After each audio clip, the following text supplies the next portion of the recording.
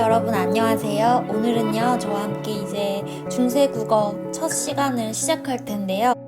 바로 훈민정음에 대해서 앞으로 저와 함께 배우도록 하겠습니다. 훈민정음을 배운다는 것은 곧 저와 함께 이제 중세국어에 대해서 배울 거고, 중세국어를 배우면 이제 근대국어까지 나아가게 되고, 그 다음에 우리가 쓰고 있는 현대국어 이런 식으로 이해를 할 수가 있습니다. 이때 이제 훈민정음의 창제 원리라던가 어떻게 훈민정음이 생기게 되었는지에 대한 어떤 배경 지식을 알고 있다면 이 과정을 자연스럽게 배울 수가 있는데요. 그래서 오늘은 훈민정음의 어떤 창제, 그 다음에 훈민정음의 창제 원리와 초성, 중성, 종성의 원리까지 한번 저와 함께 배워보도록 하겠습니다. 우리나라가 이렇게 있다고 치고 예전의 시대, 고대의 시대를 한번 상상을 해보겠습니다.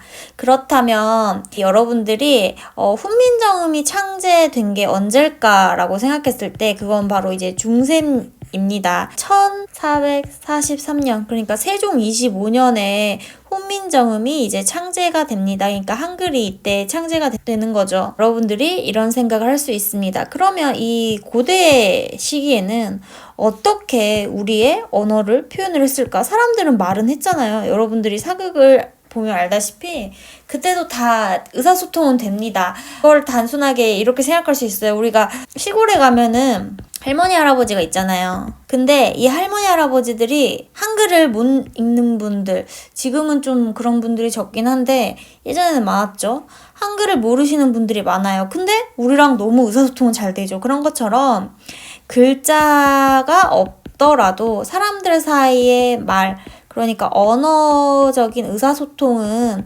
가능했던 겁니다. 하지만 이게 전부는 아니죠. 뭔가를 기록해야 되고 또 서신을 써야 되잖아요. 그래서 우리가 이런 부분을 생각해 본다면 우리 옆에 있었던 큰 대국 뭐가 있었죠? 네, 중국이 있었습니다.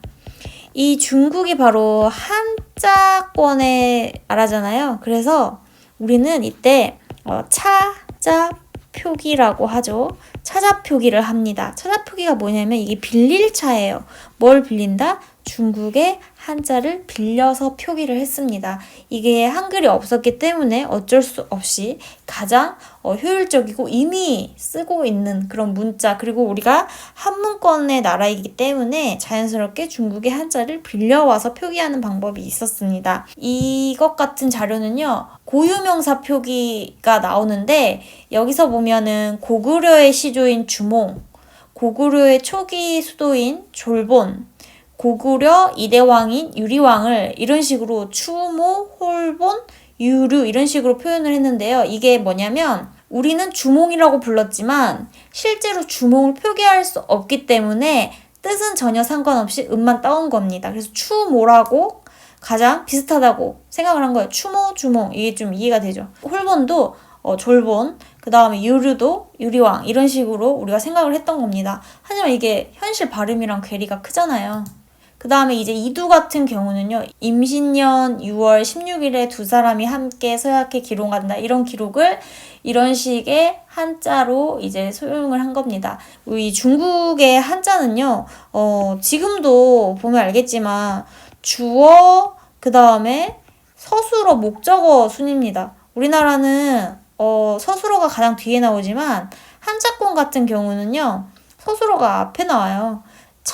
전 같은 경우도 한문식으로 표현하면요 전천이 돼야 돼요. 근데 우리말 어순에 따라서 조금 바꾼 거. 그래서 이두는 조금 우리말 어순을 좀 고려를 했다 이렇게 알면 되고요. 그 다음에 이제 향차 같은 경우는 이거는 이제 중학교 교과서 또는 이제 고등학교 교과서에서 많이 나오는데 이제 서동요가 향찰로 기록된 것을 많이 분석을 합니다.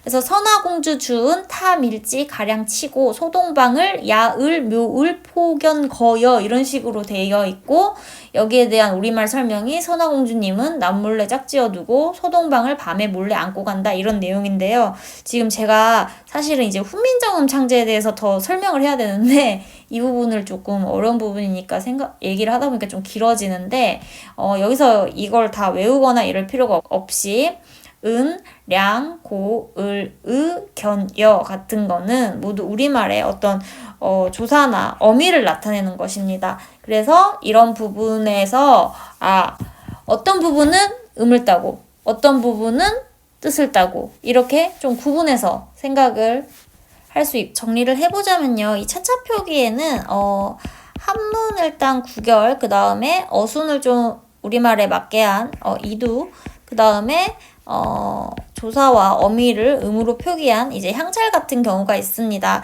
근데 이제 구결, 이두, 향찰 같은 경우는 이게 그 옆나라 일본한테 또 이제 영향을 줘서 일본의 가타카나, 히라가나 이런 부분을 해서 일본 같은 경우는 한자와 자신의 그 고유 언어, 고유 문자를 병행해서 표기를 하고 있죠. 그래서 이 문자라는 거는 굉장히 주변 나라 또는 그 문화권에 영향을 많이 받는데요. 이게 참 재미가 있는 게 문자 같은 경우는요. 갑자기 하루아침에 생겨나는 것이 아닙니다. 정말 인류가 기원 전부터 매듭과 막대기를 통해서 의사소통을 하던 과정을 지나서 굉장히 세분화되기까지의 오랜 시간이 걸렸는데 이 한글 같은 경우는 굉장히 특이하죠. 세종대왕이라는 한 사람이 1443년 한글을 반포합니다. 그래서 이때 세종실록에 보면은 임금께서 친히 28자를 만들었다. 초성, 중성, 종성으로 나누어지며 라는 의미가 나옵니다. 그래서 지금 우리가 세종대왕이 창제한 그 28자의 바탕을 둬서 초성, 중성, 종성을 가진 한글을 너무너무 잘 쓰고 있습니다. 이런 부분까지 여러분들이 기억을 해두시면 되고요.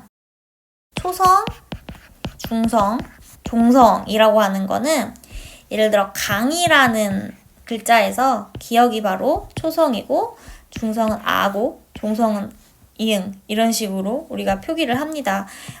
이런 것이 훈민정음 반포 때는 어떻게 나와 있냐면 초성 같은 경우는 아설순치우라고 합니다. 이 부분은 제 설명을 듣고 한 번 더 학습서를 보고 확인을 해주셔야 되는데요. 이 아는 뭐냐면 어금니에서 나는 소리라 해서 아음이라고 합니다. 그래서 기역을 얘기합니다.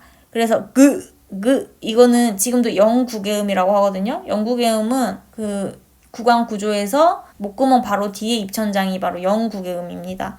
그래서 여기서 기역 나왔고 이제 설음은요. 이거 혀설자예요. 그래서 지금은 치조음, 느 이렇게 나오는 겁니다.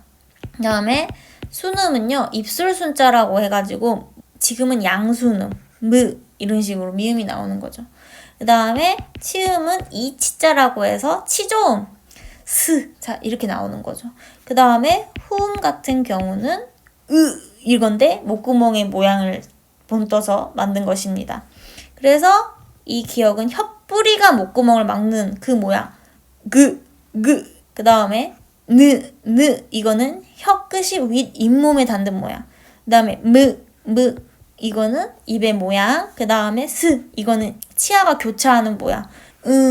이거는 목구멍의 모양을 따라서 아설순치우라고 하고 지금도 여전히 이 글자들은 가장 기본 글자들로 쓰이고 있습니다. 그 다음에 이제 중성 같은 경우는요. 여러분이 천지인이라고 들어봤을 거예요. 한글의 창제물이. 자, 하늘은 둥글게 표현합니다. 그 다음에 땅은 이렇게 평평하게 표현을 하고요. 사람은 하늘과 땅 사이에 서 있는 존재이기 때문에 이렇게 길쭉하게 표현을 합니다. 그래서 천지인의 원리에 따라서 예를 들면 자 인에다가 이쪽에 천이 있으면 이게 바로 뭐예요? 아가 되죠. 그 다음에 인에다가 이쪽에 천이 있으면 이런 식으로 모음자를 만든 거예요. 그래서 우리나라의 모든 모음은요 다 이렇게 천지인의 형상을 갖고 있습니다. 이런 거는 뭐예요? 야 이렇게 되는 거고 그 다음에 마찬가지로 오 이런 식으로 되어 있는 거죠. 여기서 더 확장해 나갈 수 있겠죠. 자 그리고 이 종성자는요 굉장히 간단합니다. 우리가 만약에 또 초성 있고 중성 있고 종성까지 있었으면은 더 복잡했을 것인데 종성, 부용, 초성이라는 말이 있어요. 그건 무슨 말이냐면 종성에는 초성자를 그대로 사용하기로 한다. 이게 바로 종성, 부용, 초성. 그리고 이것 같은 경우는요. 따로 한번 여러분들에게 설명을 할 거지만 이때는 8자만 표기를 하도록 기역, 이응, 디귿, 니은, 비읍, 미음, 시옷, 리을 이렇게 8자만 표기한다 라고 이렇게 쓰여져 있는데요. 여기서 우리가 이거를 지금 현대어의 관점으로 재배열하면은 음절의 끝소리 규칙을 배울 때 종성에는 기역, 니은, 디귿, 리을, 미음, 비읍, 이응 이렇게 7자만 소리가 나는 규칙이 있습니다. 여기에 무엇만 더해주면 되냐면요. 시옷이 있다고만 생각을 하면 됩니다. 그래서 여러분들이 이 훈민정음은 이런 배경에 의해서 창제가 됐고 이 훈민정음을 이루는 가장 기본 원리인 초성, 중성, 종성은 기본 내용은 이런 거구나 이렇게 여러분들이 이해를 했으면 좋겠습니다. 분명 이것보다 더 많은 내용들이 당연히 있지만 이 강의에서는 간단하게 여기까지만 설명을 하겠습니다. 오늘 시간 여기까지고요. 다음 시간에 다시 만나요. 구독과 좋아요 눌러주세요.